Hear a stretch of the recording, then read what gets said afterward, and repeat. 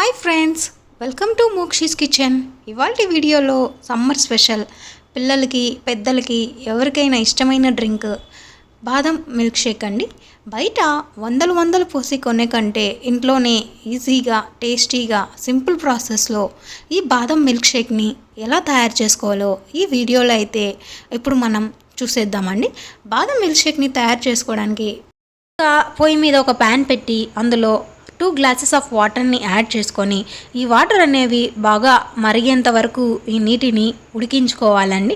ఇందులో ముందుగా నానబెట్టిన ఒక 100 గ్రామ్స్ ఆఫ్ సగ్గుబియ్యంని ఇందులోనే యాడ్ చేసి బాగా ఉడికించుకోవాలండి.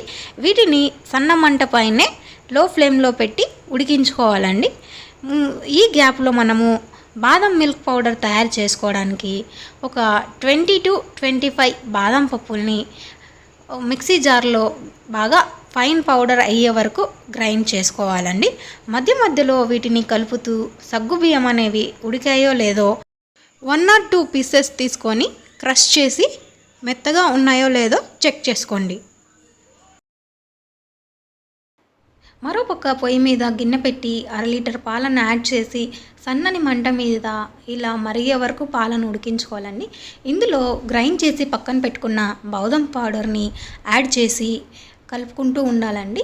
ఉండలు లేకుండా వీటిని కలుపుతూ ఇందులోనే కొద్దిగా కుంకుమ పువ్వుని యాడ్ చేసి మిక్స్ చేసుకుంటూ ఉండాలండి.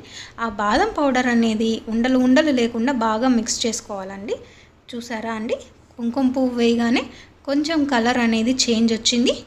వీటిని పిల్లలు కానీ పెద్దలు కానీ ఎవరైనా చాలా ఇష్టంగా తాగుతారండి. ఒక్కసారి చేసి ఇంట్లో ఇవ్వండి, నెక్స్ట్ టైం మళ్ళీ కావాలంటూ అడుగుతారండి. అంత టేస్టీగా ఉంటుందండి.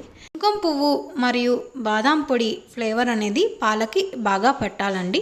అందుకే మంటని లో ఫ్లేమ్లో పెట్టి పాలను బాగా ఉడికించుకోవాలండి. ఇందులో ముందుగా ఉడికించి పక్కన పెట్టుకున్న సగ్గుబియ్యంని ఇందులో యాడ్ చేసి ఒక 10 నిమిషాల పాటు మంటని లో ఫ్లేమ్లో పెట్టి వీటిని బాగా ఉడికించుకోవాలండి. తర్వాత స్టవ్ని ఆఫ్ చేసి వీటిని పక్కన పెట్టేసుకోవాలండి. ఒక 5-6 నిమిషాల తర్వాత వీటిలో మీ స్వీట్నెస్కు తగ్గట్టు 1 కప్పు బెల్లంని యాడ్ చేసుకోండి. స్టవ్ ఆన్లో ఉన్నప్పుడే బెల్లంని యాడ్ చేస్తే కనుక పాలు అనేవి విరిగిపోయే ఛాన్సు ఉంటుంది. కాబట్టి స్టవ్ ఆఫ్ చేసిన ఒక 5 మినిట్స్ తర్వాత 1 కప్ ఆఫ్ బెల్లం పొడిని ఇందులో యాడ్ చేసుకొని బాగా మిక్స్ చేసుకోవాలండి. బెల్లం అనేది బాగా కరిగే వరకు వీటిని మనము కలుపుతూ ఉండాలండి. కావాలంటే మీరు బెల్లం ప్లేస్లో షుగర్ని కూడా యాడ్ చేసుకోవచ్చండి. బాగా మిక్స్ చేసిన తర్వాత ఒక 2 లేదా 3 గంటల పాటు ఫ్రిడ్జ్లో ఉంచేసుకుంటే ఎంతో టేస్టీగా ఉండే బాదం మిల్క్ షేక్ రెడీ అయిపోయినట్టే అండి. వీటిని ఒక గ్లాస్లోకి సర్వ్ చేసుకొని ఫ్యామిలీ అంతా కూర్చొని బాగా ఎంజాయ్ చేయొచ్చండి.